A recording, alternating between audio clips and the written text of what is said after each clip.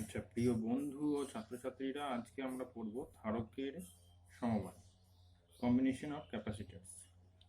এবার ধারককে আমরা যদি কোনো বর্তনীতে আঁকতে চাই, তাহলে সেটাকে আমরা কিভাবে আঁকি না, দুটোর সমান্তরাল লাইন দিয়ে বোঝানো। দুটোর সমান্তরাল লাইন মানে ধারককে আমরা কিভাবে বোঝাই না, দুটোর সমান্তরাল লাইন।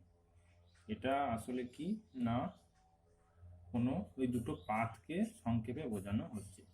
এটা হচ্ছে ধারকের বর্তনী চিহ্ন। বর্তনীটি যখন আঁকা হবে তখন সংক্ষেপে ধারককে এইভাবে বোঝানো হয়। যদি জিজ্ঞেস করা হয় ব্যাটারিকে কেমনভাবে বোঝানো হয়, সেটা আমরা আগেই জানি। ব্যাটারিকে কীভাবে প্রকাশ করা হয় না, একটা বড় দাগ একটা ছোট দাগ দিয়ে দুদিকে কানেকশন। একটা বড় দাগটা কী হয়, প্লাস হয়, ছোট দাগটা কী হয়, মাইনাস হয়। এটা কিসের না, এটা হচ্ছে ব্যাটারির বর্তনী চিহ্ন।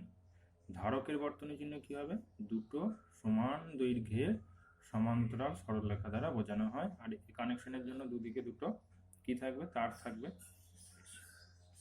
এবার আমরা মাধ্যমিকে বা ক্লাস 10-এ কি পড়েছিলাম যে রোধের শ্রেণী সমবায়, রোধের সমান্তরাল সমবায় আমরা পড়েছিলাম। সেখানে কেমন ছিল, রোধগুলো শ্রেণী সমবায় যদি থাকে, শ্রেণী সমবায় থাকলে দেখো মনে করে কিরকম ছিল, একটা রোধকে আমরা কিভাবে প্রকাশ করেছিলাম, এইভাবে। তারপরে যদি শ্রেণী সমবায় কানেকশন থাকে তাহলে কি হবে, এর যেখানে শেষ হচ্ছে তারপরে আবার আর একটা রোধ এসে জোড়া লাগবে। তার মানে যদি এটা R1 রোধ হয়, এটা যদি R2 রোধ হয়, তাহলে R1 R2 কেমন সমবায় আছে না, এরা শ্রেণী সমবায়ে সংযুক্ত আছে, এটা আমরা বলতে পারি। আর সমান্তরাল সমবায় কি বৈশিষ্ট্য ছিল না, সমান্তরাল সমবায় বৈশিষ্ট্য ছিল যে দুটো রোধকে যদি সমান্তরাল সমবায়ে আমরা সংযুক্ত করি তাহলে কি করতে হয় না, দুটো রোধেরই কি করতে হয় না, প্রান্ত দুটোকে একটা প্রান্ত পরস্পর সংযুক্ত থাকে। মানে এই একটা রোধ নেওয়া হলো, আবার আর একটা রোধকে কি করা হয় না, দুজনেরই প্রথম প্রান্ত সংযুক্ত করে দেওয়া হলো এবং দুজনেরই দ্বিতীয় প্রান্তটাকে সংযুক্ত করে দেওয়া হলো। তাহলে R1 এবং R2 কি সমবায়ে রয়েছে না, এটা কিন্তু সমান্তরাল সমবায়ে R1 R2 রয়েছে। এগুলো আমরা মাধ্যমিকে শিখেছিলাম। এবার যদি একাধিক রোধ থাকে তখন কি হবে, এই দুটো প্রান্তের মধ্যেই তাদেরকে সংযুক্ত করতে হবে। কিন্তু যদি শ্রেণী সমবায় সংযুক্ত করতে হয় তাহলে কি হবে না, এর পরে আবার সংযুক্ত করতে হবে, তাহলেই শ্রেণী সমবায় সংযোগ হয়ে যাবে। আমরা রোধেরগুলো আগে পড়েছিলাম, কিন্তু এখন আমরা কি করব না, ধারকের শ্রেণী সমবায়ে আমাদের কানেকশন এবং তুল্য সমবায়ে সেই ধারকগুলোর পরিবর্তে যদি আমরা নতুন কোনো একটি ধারক রাখি, তাহলে তার ধারকত্ব কত হবে সেটা আমরা নির্ণয় করব। দেখো এখানে আমরা রেখেছি কি, তিনটে ধারককে রেখেছি, একটা দুটো তিনটে, যাদের ধারকত্ব যথাক্রমে C1 C2 এবং C3। তারা কেমনভাবে সংযুক্ত আছে দেখেই বোঝা যাচ্ছে এরা শ্রেণী সমবায়ে সংযুক্ত আছে। এবার আমরা যদি কোনো সোর্স থেকে, মানে এই যে সোর্স ফাঁকা রেখেছি ইচ্ছা করি, এখানে যদি আমরা কি করি না, কোনো ব্যাটারিকে যদি সংযুক্ত করি তাহলে কি হবে না, ব্যাটারি পজিটিভ প্রান্তটা আমরা ধরে নিলাম যে এই দিকে আমরা প্লাস প্রান্তটা সংযোগ করলাম, তাহলে কি হবে, ব্যাটারি আধান এখানে গিয়ে জমা হবে। ধরা যাক এটাই গিয়ে কি হলো, প্লাস কিউ আধান। কোন পাতটায় না, C1 যে ধারকত্ব সম্পন্ন ধারক, তার বাঁ দিকের পাতটাই কি হয়ে গেল না, প্লাস কিউ আধান ধারকত্ব। অটোমেটিক্যালি কি হবে না, এখানে মাইনাস কিউ আবেশ হবে, এরা তার দিয়ে ডাইরেক্টলি যুক্ত আছে, তাহলে এইখানে প্লাস কিউ হয়ে গেল আবেশ। তারপরে আবার এটাই কি হলো, মাইনাস কিউ, এটাই কি হলো, প্লাস কিউ, এটাই কি হলো, মাইনাস কিউ। অবশ্যই এটা ভেতরের দিকে, অবশ্যই পাতের ভেতরের দিকে। এবং এই প্রান্তটা কি হয় যে ব্যাটারির ঋণাত্মক প্রান্ত অথবা হচ্ছে গিয়ে কি গ্রাউন্ডেড থাকে। হ্যাঁ, একই ব্যাপার, গ্রাউন্ড করা অথবা ব্যাটারি নেগেটিভ প্রান্তের সঙ্গে যুক্ত করা মানেই হচ্ছে কানেকশনটা দাঁড়াবে। তাহলে কি হলো, শ্রেণী সমবায়ে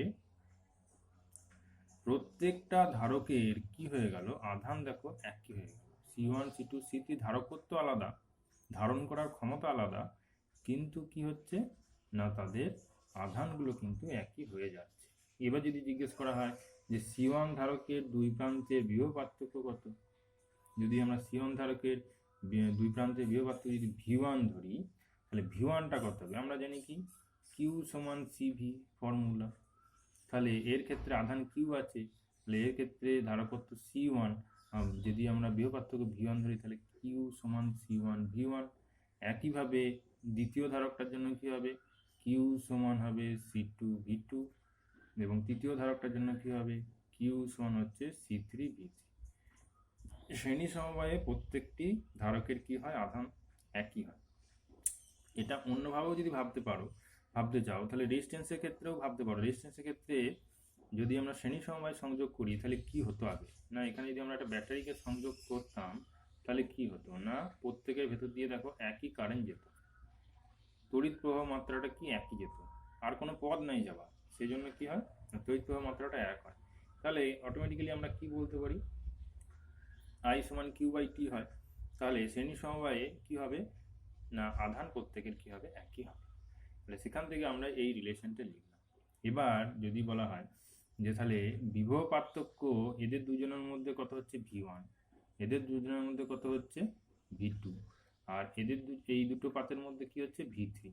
তাহলে মোট যদি আমরা কি করি, না মোট যদি আমরা এই প্রান্ত থেকে এই প্রান্ত মানে হচ্ছে ধরো নাম হচ্ছে এক্স প্রান্ত, আর এই প্রান্তটা ধরো হচ্ছে ওয়াই প্রান্ত, তাহলে VXYটা কত হবে, VXYটা কত হবে, VXY যদি আমরা করি দুই প্রান্তের মধ্যেকার, তাহলে অবশ্যই কি হবে, না এদের দুজনের মধ্যে হচ্ছে V1, এদের দুটো প্রান্তের হচ্ছে V2 সেরকমই ধরা আছে, এবং এদের দুটো হচ্ছে V3। তাহলে এই তিনটের কি হবে, যোগফল হয়ে যাবে। তিনটে ধারকের যে বিভবের পার্থক্য আলাদা আলাদা করে সেই তিনটে যোগফলের সঙ্গে সমান হয়ে যাবে।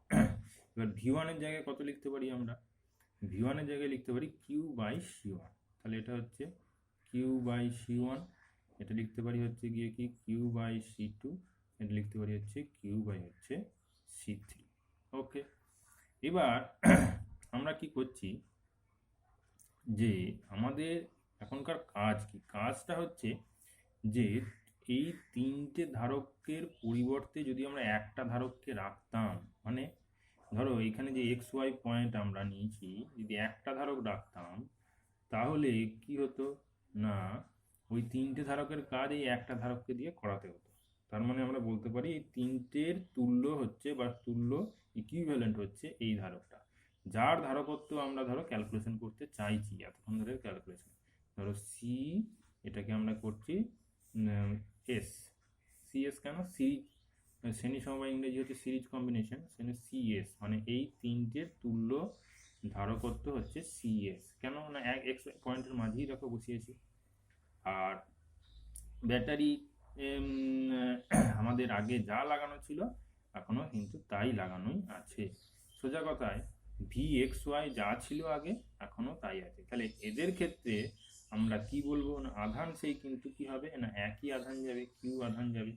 তাহলে আমাদের বের করতে হবে কি সিএস এর ভ্যালুটা কত হবে C1 C2 C3 টার্ম।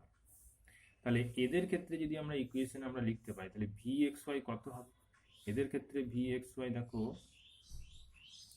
আমরা কি লিখতে পারি, VQ সমান CV, তাহলে কিউ ডিভাইডেড বাই কি লিখবো, CS লিখবো। এদের ক্ষেত্রে তিনটের পরিবর্তে আমাদের সমস্ত কিছু একই রাখতে হবে, শুধু এই তিনটে ক্যাপাসিটারকে তুলে দিয়ে একটা ক্যাপাসিটার ভরতে হবে। তাহলে সেই ক্যাপাসিটারটা ধারকত্ব কত হবে, ক্যাপাসিট্যান্স কত হবে, মানে সিএস আমরা ধরে নিয়েছি, সিএসটা C1 C2 C3 টার্মে কত হবে। তাহলে এই ইকুয়েশন নাম্বার 1 আর ইকুয়েশন নাম্বার 2 যদি আমরা তুলনা করি তাহলে কি হবে, তাহলে দেখতেই পাচ্ছ এটাকে যদি আমরা কমন নিয়ে নিই, কিউ যদি কমন নিই তাহলে এটা হবে 1/C1 যুক্ত 1/C2 যুক্ত 1/C3।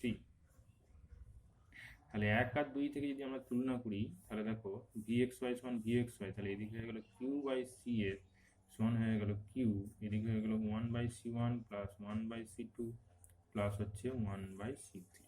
তাহলে এদের সব মিলিয়ে হয়ে গেল 1/CS সমান 1/C1 প্লাস 1/C2 প্লাস হচ্ছে 1/C3। CS মানে শ্রেণী সমবায় তুল্য ধারকত্ব, সিরিজ কম্বিনেশন। মজার ব্যাপার, রোধের ক্ষেত্রে কিন্তু শ্রেণী সমবায় কি ছিল, রোধের ক্ষেত্রে শ্রেণী সমবায় যে তুল্য ধারকত্ব আর নেওয়া হতো তাহলে আর সমান ছিল দেখবে যোগ করা ছিল R1 প্লাস R2, কিন্তু এখানে কি বেরিয়ে গেল, উল্টো বেরিয়ে গেল। ধারকের ক্ষেত্রে কি হয়, ধারকের ক্ষেত্রে শ্রেণী সমবায় কি হয় না 1 হয়ে তাদের সঙ্গে সমতুল্য হয়, এটা মনে রাখতে হবে। এরপর আমরা সমান্তরাল সমবায় দেখি কি আছে। সমান্তরাল সমবায়ে কানেকশনটা কি হয় না সবারই একটা প্রান্ত কি করে নির্দিষ্ট একটা পয়েন্টে সংযুক্ত থাকে, অটোমেটিক্যালি দ্বিতীয় যে প্রান্তগুলো রয়েছে সেইগুলো আর একটা প্রান্তে যুক্ত থাকে। আর এবার আমাদেরকে কি করতে হবে না এখানে যদি আমরা কি ধনাত্মক ব্যাটারির সঙ্গে ধরো যুক্ত করা হলো বা নেগেটিভ বা এটা গ্রাউন্ডও থাকতে পারে, একই ব্যাপার।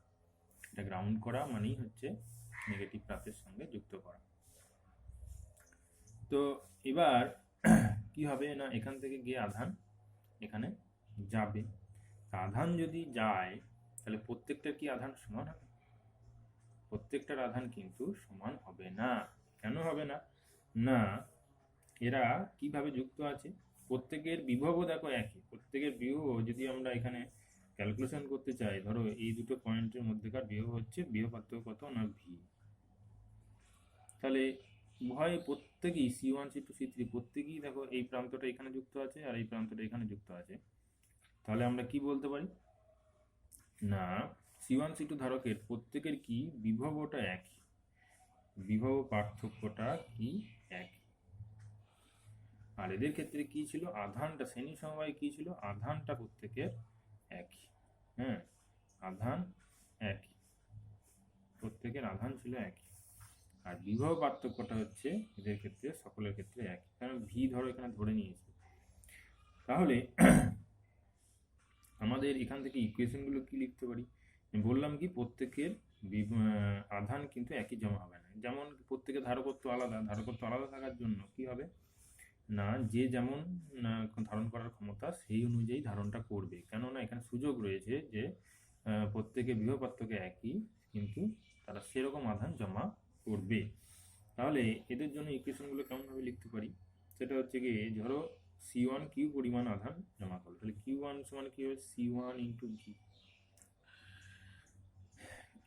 অন্যভাবেও আমরা বুঝতে পারছি যে দেখো যে ম্যাথামেটিক্যালি বুঝতে পারছি যে Q2 সমান কত হবে C2 ভি এবং Q3 সমান হবে কি C3 ইন্টু ভি। ধারকত্ব প্রত্যেকের আলাদা এবং তারা কিভাবে সংযুক্ত আছে সমান্তরাল সমবায়। আগেরটাই কি ছিল, আগেরটাই ছিল দেখো পথ সেই একটাই, সব দিকে কারেন্ট সেই একই প্রবাহিত হবে, তাহলে প্রত্যেকের আধানটা সেজন্য সেম হয়ে যাচ্ছে। কিন্তু এখানে কি হবে যদি আমরা কারেন্টের কথা ভাবি তাহলে কারেন্টটা তিনটে লুপে ভেঙে যাচ্ছে, তিনটে পথ রয়েছে, কোন পথে কতটা যাবে সেটা কার উপর নির্ভর করবে না, তুমি যেরকম ক্যাপাসিটার রেখেছো সেরকম ভাবে সেই দিকে সেরকম আধান যাবে, সেই জন্য প্রত্যেকের আধানগুলো কি হয়ে যাবে আলাদা হয়ে যাবে। এবার সব আধান কোথা থেকে এসছে, নিশ্চয়ই এই যে আমরা এখানে যে ব্যাটারিটা লাগিয়েছিলাম সেই ব্যাটারি থেকে এসছে। তাহলে এখানে আমরা এসে যদি তুল্য ধারকত্ব যদি আমরা নির্ণয় করতে চাই তাহলে আমাকে এখানে কি করতে হবে ওই ব্যাটারিটাই আমাকে লাগাতে হবে। আর এই দুটো পয়েন্টের মাঝে আমাকে কি করতে হবে না যে তুল্য ধারকত্ব যার বের করতে চাইছি সি প্যারালাল, মানে এই তিনটের পরিবর্তে যদি আমরা একটা ধারক ব্যবহার করি তাহলে তার ধারকত্বটা কত হবে সেইটা আমাদের কি করতে হবে না বের করতে হবে। সিপি ইন টার্মস অফ কি C1 C2 C3। তাহলে এই ইকুয়েশনটা আমরা পেয়ে গেছি। তাহলে বিভব পার্থক্য এটা যদি দেওয়া হয় তাহলে কি হবে মোট আধান কত গেছে, মোট আধান সমান কত যদি কিউ ধরি তাহলে কত হবে তিনটে যোগফল হবে Q1 Q2 Q3 যোগফল হবে। এবার আমাদের কি করতে হবে না দেখো এই দিক দিয়ে তাহলে মোট আধান ওদের ক্ষেত্রে কি হবে এইখানে যদি আমরা মোট আধান ক্যালকুলেশন করতে চাই আমাদের আধান যা ছিল উভয় ক্ষেত্রে সব মিলিয়ে মোট আধান আর এদিকেও সব মিলিয়ে মোট আধান আমাকে কিউই রাখতে হবে, যেহেতু আমরা তুল্য সমবায় করছি। তাহলে এদের ক্ষেত্রে যদি মোট আধান কিউ হয় তাহলে কিউ সমান সিবি, তাহলে এদিকটা আমরা কি লিখতে পারি সিপি ইন্টু হচ্ছে গিয়ে ভি। ওকে সিপি ইন্টু হচ্ছে গিয়ে ভি। এবার এই ধারকটা কত বিভব পার্থক্য পাচ্ছে, এই ভি পাচ্ছে ডাইরেক্ট, আর এরাও প্রত্যেকে কি পাচ্ছিল প্রত্যেকে আলাদা আলাদা করে কিন্তু এ ভি পাচ্ছিল এমনভাবেই কানেকশন সমান্তরাল সময় কানেকশন মানেই হচ্ছে এই প্রত্যেকের বিভব পার্থক্যটা একই। তাহলে সেটাকে আমরা কাজে লাগাচ্ছি, কিভাবে কাজে লাগাচ্ছি না দেখো তাহলে তুল্য সমবায়ে সিপি সমান, সিপিটা আমাদের বের করতে হবে, তাহলে কিউ সমান সিবি, সিপি ইন্টু ভি হয়ে গেল, বিয়োগ পার্থক্য ওই ভি রাখতে হবে। আর কিউ ওয়ান সমান কত হবে, C one V, Q two কত হবে, সি টু ভি, আর কিউ থ্রি কত হবে, সি থ্রি ইন্টু হচ্ছে ভি। তাহলে দেখতেই পাচ্ছ ভিগুলো সব কেটে যাচ্ছে, তাহলে সিপি সমান হয়ে গেল C one plus C two plus হচ্ছে সি থ্রি, মানে সিপিটা কি বটে, সমান্তরাল সমবায়ে তুল্য ধারকত্ব। তাহলে কি এলো, সাধারণ তিনটে ধারকত্বে শুধুমাত্র যোগফল চলে, C one C two C three সমান্তরাল সমবায় কি হয়ে যায়, তুল্য ধারকত্বটা কি হয়ে যায়, বেড়ে যায়। সমান্তরাল সমবায়ে তুল্য ধারকত্বটা কি হয়েছে, সাধারণ যোগ হয়ে যাচ্ছে। আগে কিন্তু রোধের ক্ষেত্রে কি হয়েছিল, রোধের ক্ষেত্রে কি হয়েছিল না, এটা আমরা মাধ্যমিকে পড়েছিলাম, সেটা ছিল 1/r সমান হচ্ছিল 1/r1 প্লাস 1/r2। কিন্তু এখানে আমরা কি পেলাম, এখানে আমরা পেলাম কিন্তু সমান্তরাল সমবায়ে তুল্য ধারকত্বটা কিন্তু আলাদা রকমের। হ্যাঁ, ঠিক উল্টোটা, রোধের ক্ষেত্রে যা হচ্ছে আর ধারকের ক্ষেত্রে কিন্তু ঠিক তার বিপরীতটা হচ্ছে, এটা কিন্তু আমাদের মনে রাখতে হবে। এবং যদি জিজ্ঞেস করে যে কোন সমবায়ে তুল্য ধারকত্ব বেশি হয়, তাহলে অবশ্যই বোঝা যাচ্ছে সমান্তরাল সমবায়ে তুল্য ধারকত্ব বেশি হয়। হ্যাঁ, কিন্তু শ্রেণী সমবায় কি হয়ে যাচ্ছে, তুল্য ধারকত্ব কিন্তু কমে যাচ্ছে। যদি এটা আমরা ক্যালকুলেশনের মাধ্যমে দেখি, তাহলে দেখা যাবে কি হবে না, সমান্তরাল সমবায়ে তুল্য ধারকত্ব বেশি হবে, শ্রেণী সমবায়ে তুল্য ধারকত্ব কি হবে, কম হবে। আচ্ছা, এবার আমরা ক্যালকুলেশন যেটা করব সেটা হচ্ছে আহিত ধারকের স্থিতিশক্তি কত হবে। যেটা আমরা আগে আহিত পরিবাহী স্থিতিশক্তি করেছিলাম, অনেকটা সেই রকমই আর কি, অনেকটা আমরা প্রায় পুরোটাই একই রকম। আহিত ধারকের স্থিতিশক্তি কত হবে, তা ধারককে আহিতকরণ কিভাবে করা হয়, এই একটা ধারক বড় করে আঁকা হয়েছে, তাদের কি করতে হবে, ব্যাটারির সঙ্গে কানেকশন করতে হবে, মানে এখানে একটা কি দিতে হবে, ব্যাটারি দিতে হবে, মানে এদিকটা পজিটিভ এদিকটা নেগেটিভ। অটোমেটিক্যালি আগেই বললাম নেগেটিভ মানে হচ্ছে গ্রাউন্ড করা, একই ব্যাপার। তাহলে ধারকটা আস্তে আস্তে কি হবে, আহিত হবে, মানে ইংরেজিতে বলে চার্জিং শুরু হলো, মানে চার্জ এবং কি হবে, এদিকটা পজিটিভ এদিকটা নেগেটিভ।